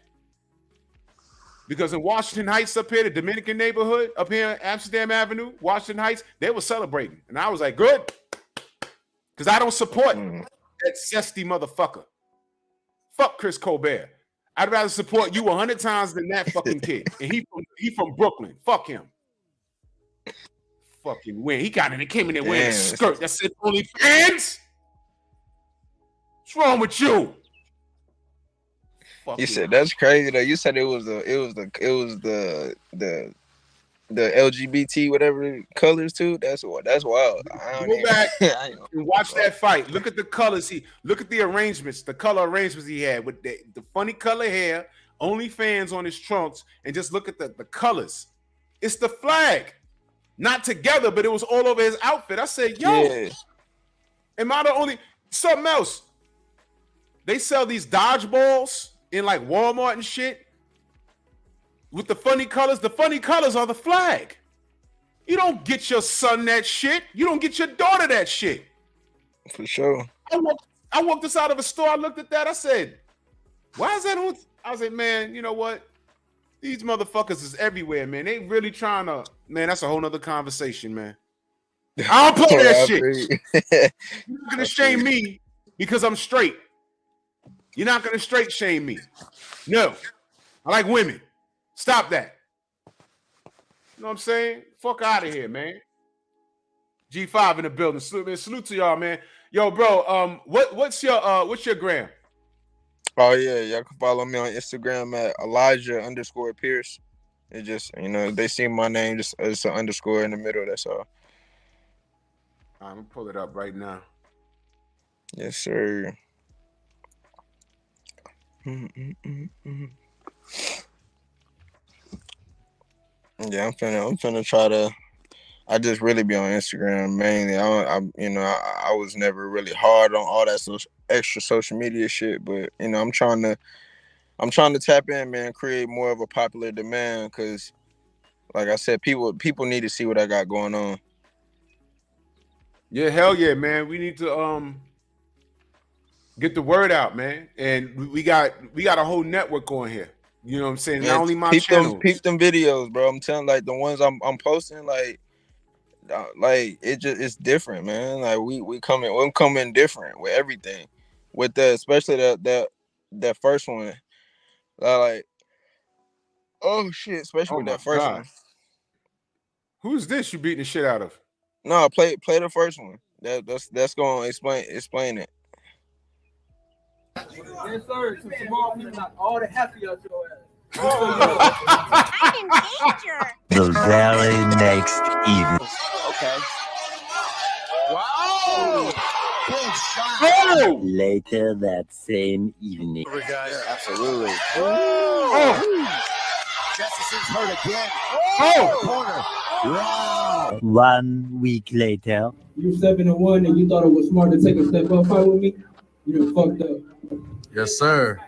Really, nigga? Oh, he's got something good. Yes, sir. Yes, sir.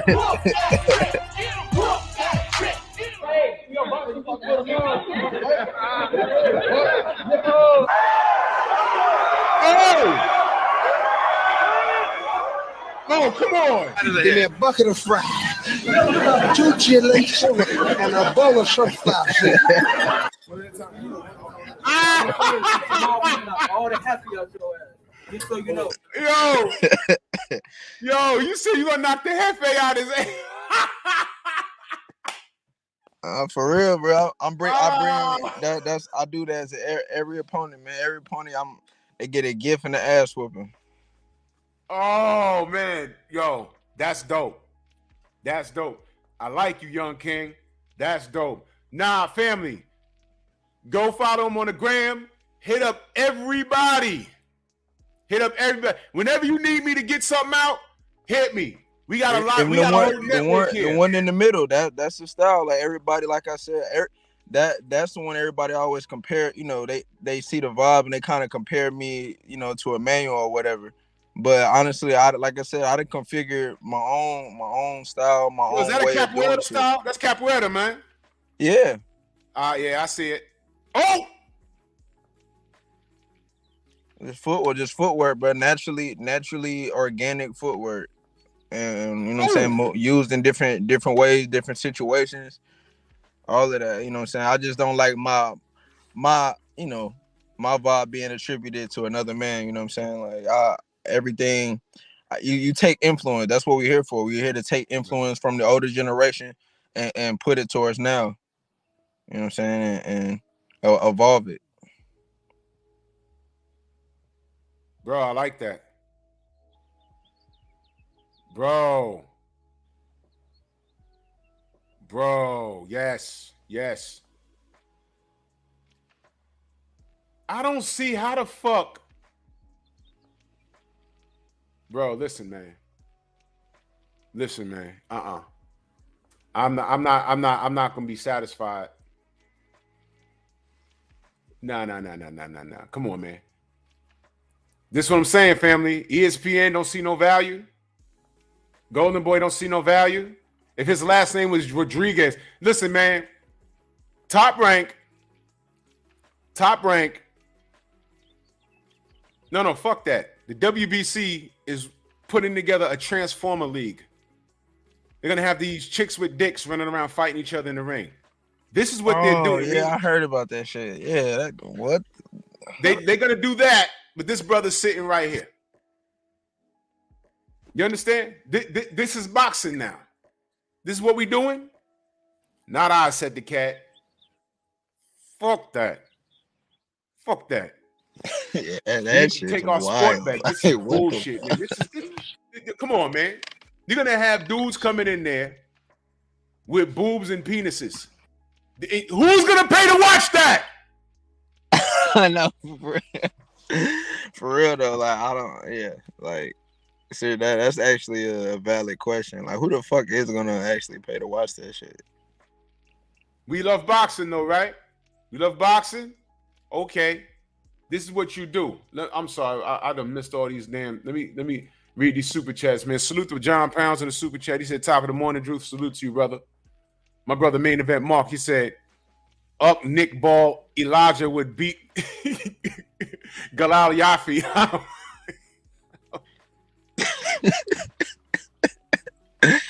Hey, salute to Mark. Word up, Nick Ball, man. Fuck, yo, man. UK fighters get on my nerves. A lot of them, they've been getting caught cheating a lot lately. You know, so I call it pop culture over there. My brother 88 Sports Talk, he said that first video is the reason you get inducted. Yup. Real talk. Shit, we applying pressure, man. We apply that pressure. We ain't playing. Yo, family, you know what? We're a network. There's various channels you could jump on, and you know, we got to get the word out. Get the word out. Yeah, like man, I said, I'm tap in with me with this. This how I'm tap in, man. Like I said, I ain't hiding, man. I'm letting it all out. I'm trying to speak. Like I said, I'm calling everybody out. I'm speaking on what I need to speak on, like whatever the case may be, man. I just know that I'm top tier, and people need to see this shit. And I'm tired of being overlooked and underrated. That's been my whole life, damn near. And at this point, it's like, all right, I'm ready to I need to come out from underneath these shadows now, because y'all, it's like they playing with me. Like they playing with my name. They playing with me as if I'm not solidified and I haven't done things that others haven't in the game already.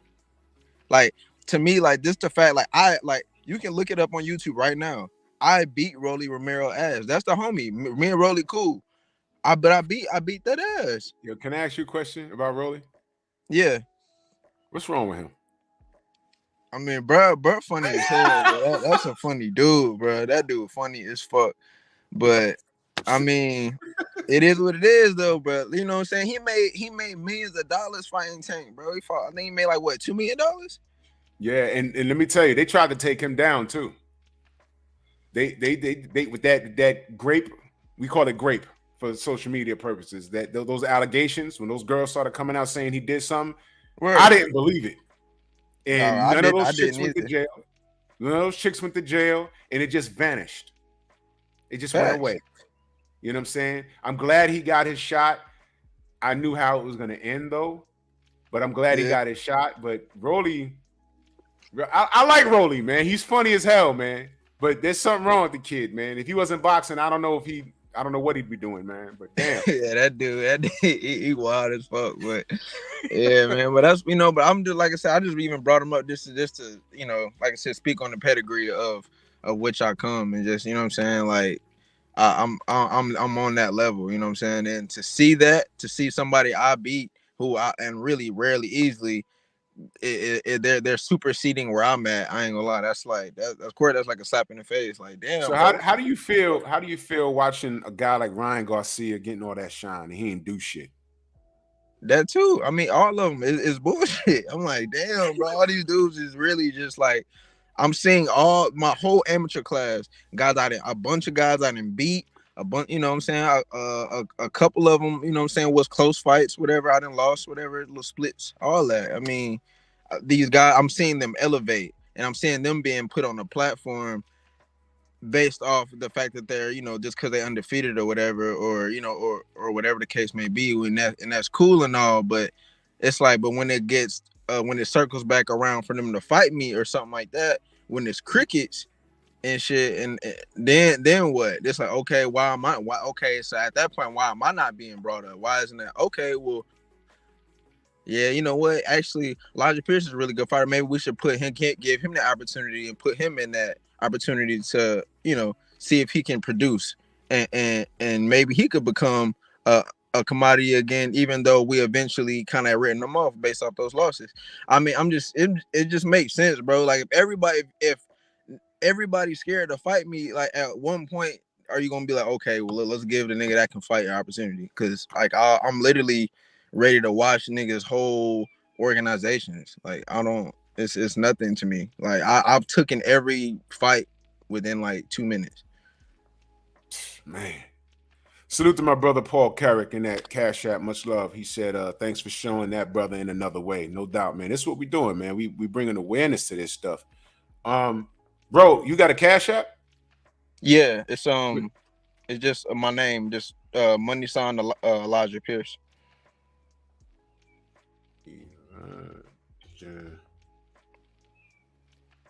Yes, I'll make sure I spell it right. Yes, sir. I appreciate that too. Like I said, man, and on top of that, like that shit makes me even have more of a chip on my shoulder, because on top of me just being underrated, all that shit, like all this is all I got, bro, for my child. You know what I'm saying? I'm a single father. I have sole custody of my daughter. I mean, I have my daughter full time. You know what I'm saying? Whoa, I got my kid all the time time. out. You in Atlanta? Yeah. How'd you do that? You know, pause. Don't even answer that question. I'm sorry. That's for another show. Word. You got full custody of your seed? Yeah, I got my child with me full time. Bro, you know what? I have another show on another channel where I discuss other things. Right. I want to hear that. I want to hear how that happened. Absolutely. Bro. Yeah. Well, easy. Wow. Yeah, man. So I gotta provide for her, man. So all this ultimately is for her as well. So, you know what I'm saying, when these guys be ducking me and shit, I have to figure out all this is, of course it's gonna overcomplicate who you things managed for me. by right now? Who you managed by? Who you managed by? He's from Bulgaria. His name is Trifin Petrov. And honestly, that guy, man, that's my dude. Like without he was really the game changer in my career. Like he's the reason I've even gotten back on a positive note. Because he found me through social media, through one of my homeboys, my big homies, who sponsored me. He ended up, I don't know, somehow contacting him and asked him if he knew me, and then he passed the word, and he just like, bro, I seen your videos and I'm sold. And he was committed too. Like I even passed on him at first, and he still stayed on, and he been rocking with me ever since. So it's like, and every, what I'm saying, just that type of loyalty and type of camaraderie is what I need around me. That's the only thing I allow around me at this point, because I didn't went through the negative circumstances regarding shit like that in the early part of my career. That's kind of how I ended up with the first loss. So it's just moving forward, man. That's, I got a solid team as far as the people around me. I got my my dad's one of my coaches. I got two great ass coaches, out here in Atlanta. Coach Philippe, Coach Aaron. My dad, like I said, my dad Andy Pierce. My manager Trifin Petrov.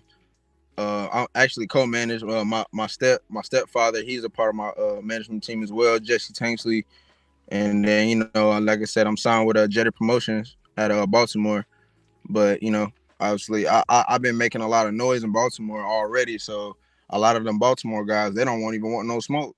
Like all the top guys in Baltimore, they, like I said, Dominic Crowder, he's probably the main one. Like he's the probably one of the most top guys there, besides him and like Antonio Russell, whatever. Them guys and crickets. Man, we got to do right by you, bro. Because the more and more I learn about you, man, you're a single father. You got sole custody. I'm gonna bring you on my other show. I want to know about that. No, for sure. Like I got a lot to speak on, bro. A lot of that I've wanted to put out myself. Just like I said, share my story and let people inside and really get to the depths of who I am. You know what I'm saying? Because that's another reason why I call myself the Wolf, the WXXLF, because like I said, there's so many facets to myself. You know what I'm saying? Like, it's a lot to be explored. You really don't know what you're gonna get with me. Like, I'm really a whole, you know what I'm saying, jack in the box or whatever. Yeah, man, that's a damn good look, man. That's a damn good look. And yo, man, we're gonna do we're gonna do right by you, man. And we're gonna make things happen, man. And salute to my brother Tay Jones, man. You know, Oh, absolutely, bro. I appreciate him. You know what I'm saying? With the link up and everything. yeah, man. Tay getting back in the ring too. He told me yesterday he sparred like 8 rounds yesterday. You know what I'm saying? So Yeah. this is what we do, man. This is what we do. Each one teach one. You know what I'm saying? There's a lot I learned from Tay as far as the business and behind the scenes. There's a lot I'm learning from you right now, young man. And what we're gonna do is we're gonna smash the gas on everything, man. And all of those fighters that I reached out to, it's fucking genuine. And that's not gonna be the only time I reach out to them, because this is bullshit. And we ain't playing. And as supporters of the sport, we ain't gotta put up with it. We ain't gotta put up with it. And the fact that I just learned that you're a single father and you got sole custody of your seed, that automatically makes you a hero. Because, and I don't have to degrade the mother because I don't know what was going on. But my point is this: Black men in this world, we have a bad rap as it is. And you're literally out in the world risking your life in this fucked up sport. You could literally die in that ring, and this is what you're choosing to do. And once you had the baby, it's not about you anymore. It's about her. You understand? So, man, I salute you, brother, for real, man. So, I'm gonna that made leave it me. at that, man. Like really, without, and it's all just a testament to this, like I said, to the story, bro. Because without my kid, I wouldn't even be here to this day. Like, and I'm saying that with all knowing, you know what I'm saying. Like, I know for a fact I would not be here if it were not for her. Because I didn't, you feel me? Like, I've made my mistakes. I've grown, and obviously I've born. That's been my at the forefront of my mind, my fatherhood, and doing my best at that. So ultimately, all the sacrifices and everything else, up until this point, have been in regard for her. So shit, that's why I'm, like I said, I'm saying, whenever it comes to the fight, like, they're gonna have to be able to go to a different place, bro, because it's different for me. Like, not only am I fighting just for my baby girl, like, I'm fighting, like I said, I'm fighting from myself, for my family, for, because my whole thing, I've always been a very family oriented man. Like, my family is the most important thing to me, and all I want to do is give it back to them and make sure that my parents are taken care of for the duration of the years that they on this earth. That's my ultimate goal. First and foremost is to make sure my child's future is secure, and then allow my parents to live out the duration of their years comfortably. Once I'm able to do that, then of course my implementation of my grand scheme, when it comes to the world, and helping with that, and whatever I can contribute else, that'll be after that. But first and foremost, that's where I'm trying to get to. Man, And I know I'm not far. I know I'm extremely close too. So, man, that's why I said I appreciate it. Stay the course, man. We're gonna help you the best way we know how. Everyone is seeing this. We're gonna pass your name around. We're a whole network on here. So everyone that does content, everybody, Trill Will, G5 Gabe, the general, everybody, Tay, everybody. Your name's gonna get passed around. People are gonna be DMing you, you know what I'm saying? And just show up and get your name in circulation. Because you know what you might not know? You see this thing between Errol Spence and Bud Crawford, right? You see how it's a hot topic, right? Absolutely. That started right here on YouTube. Black Fight Fan. Trill Boxing Talk. That started right here. He out of Texas. That's our brother. That started right here on YouTube a few years ago. That's where it started. And we moved the needle over here. You're gonna hear a lot of people say, "Oh man, fuck the LDBC." This is why. Because we do shit like this. And you know, we're pro-black. Yeah, we're pro-black. Because now what's gonna happen is you'll end up in the ring with one of those, you know, other fighters from Golden Boy, and you're gonna end up whooping their ass. And that guy's fan base who had them in a protection agency is gonna be like, well, that shit would have never been spoken up with Elijah Pierce. He wouldn't have beat Manuel Acosta Rodriguez if these motherfuckers on internet didn't even bring that fight up.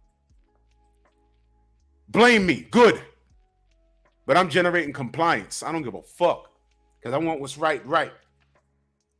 Real spill. Who called me? Shit, and not even just on that tip, like just for the fucking sport. We should want the best fighters to fight the best fighters. Like I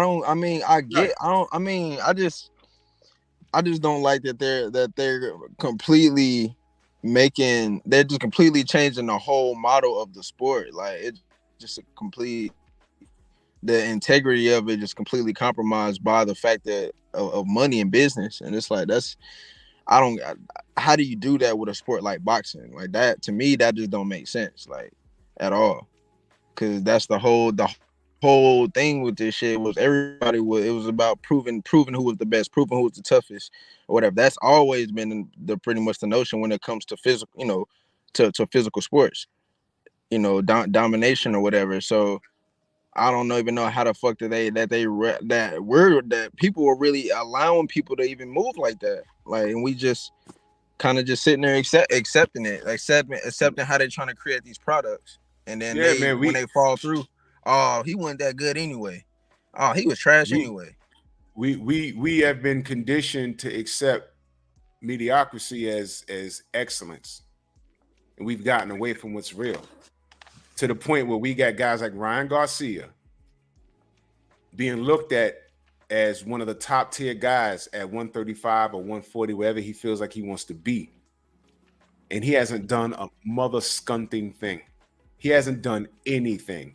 Tank, Devin, okay, even a guy that I can't stand, another guy I can't stand, Teofimo Lopez. I can say he's done more than Ryan Garcia. At least he got in there and lost to George Cambozo. You understand? Yeah, I mean, for sure. To me, I would say he done the most out of all of them, to be honest.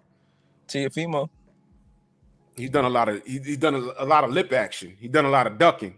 And you know, I ain't gonna get into that, the franchise status and all that other weird shit. I mean, there's a lot of weird shit going on in this sport. Because you'll be in a position where you're about to fight one of these guys, and Mauricio Sillyman will throw a franchise status at that motherfucker, and he'll vacate a belt rather than fight you. And his fan base will allow that shit to happen. This sport is fucked off, man. No, but we're here to point it out. We're here to make it wrong, man. I mean, I'm just saying, as far as just getting in the ring or whatever, as far as just from what I've seen, just, you know, he the only one that's fought somebody, you know, top tier in Lomachenko or whatever. And I mean, everybody else, it seems like they just kind of fighting, like they're fighting good guys, but nobody's fighting the top of the division, which is weird as fuck to me. I don't know. Like I said, we finally. It's all weird. And that's why we're here, good brother. Quality control. Everybody now knows who you are. Everybody in the unit knows who you are. You know what I'm saying? There's going to be a lot of cats that's going to be in your DM that are watching this right now. You know what I'm saying? There's going to be cats reaching out to me like, yo, you know, put me on. So I'm letting you know right now, to the trustworthy brothers, I'm going to pass your number around. They'll be texting you and you know, hollering at you. They're going to ask you to come on their platform. But this is what we do. This is what we do. You know what I'm saying? Because it's up to us to promote us. Word. It's up to us because as you can see, no one's going to do it. You don't have a Spanish last name. I'm sorry. That's just what it is. Because if you was Spanish and you was over at Golden Boy and you was a shade lighter with that straight hair, you wouldn't be going through this. I'm telling you, you wouldn't be going through this.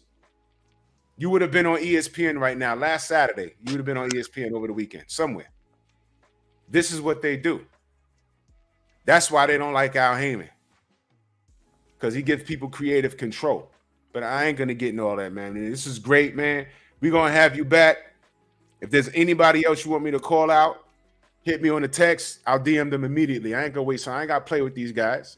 Fuck these dudes. Like I said, what they going to do, beat me up?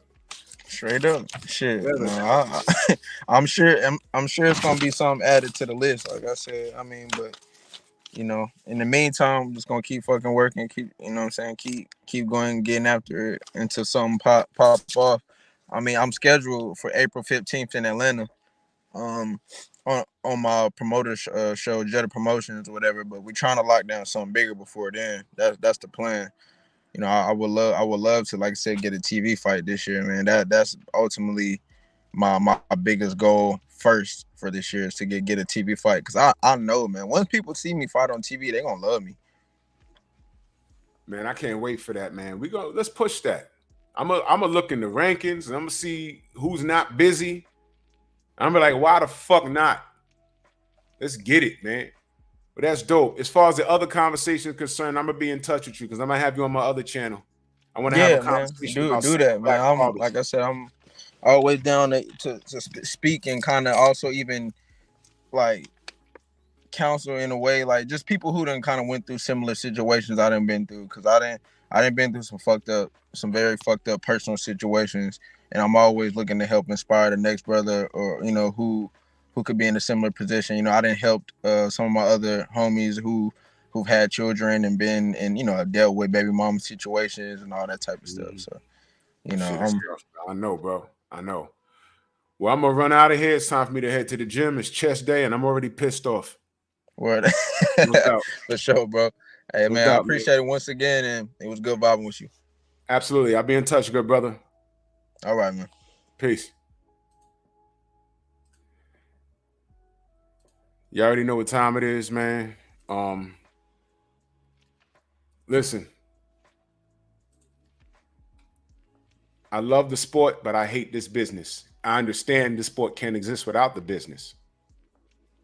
It's just something we got to deal with. It's like some of us have jobs and we love, listen, when I get my check, I'm like, whew, that's why I do this. But damn it, sometimes I be wanting to strangle everybody on that damn bus. Believe it, man. Man, salute to that young brother. Y'all will see him again. Rewind the show and DM every last one of those fighters that I DM'd. All right. Salute to my brother Steve Elder Mack. If you're a content creator, hit me up. I'll give you his information. Have him on the show. You know what I'm saying? And we'll just we'll move the needle for the brother, because again, in real time, we're seeing another brother getting done an injustice. You dig? So salute to y'all. Salute to everybody in the Venmo, the Zelle, the Cash App. Salute to my brother Tay Jones for connecting the dots. And I'm sorry, wait a minute. There's one more brother I want to salute. My brother Ronnie Brown, because he also hit me up around the same time. Matter of fact, 2 days before, Tay hit me up. He hit me up about Elijah. So salute to you, Ronnie, man. Much love and appreciation, man. Tonight, I'll be on Stormy B-Man's channel. Noids on Culture. It's a spin-off word, y'all. Come on now. And we're going to be talking about anime. You know what I'm saying? And then after that, Painful Excellence Podcast.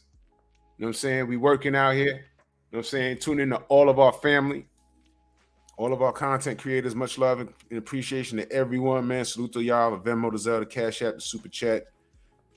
And I'll see y'all back here tomorrow in the AM. Bronx on deck. Move! Why are you gay? Who says I'm gay? You are gay.